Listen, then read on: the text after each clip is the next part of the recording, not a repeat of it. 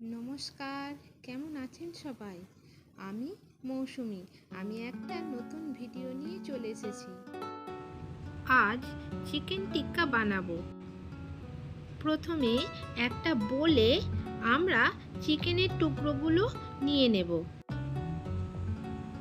এটা খেতে খুব সুন্দর হয়। প্রথমে আমরা অল্প লেবুর রস মাখিয়ে নেব।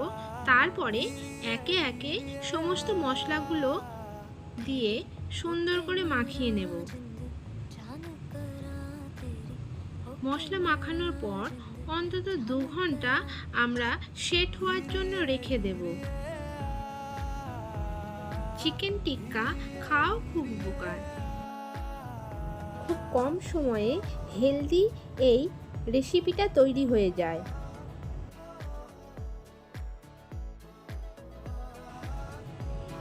আমি এটা সিকে গিতে নিলাম। এরপরে মাইক্রোওভেনে দেব।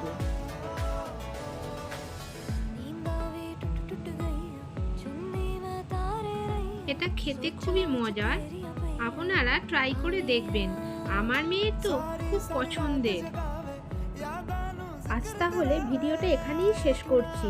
সুস্থ থাকবেন, ভালো থাকবেন। দেখা হবে নেক্সট একটা ভিডিওতে। নমস্কার।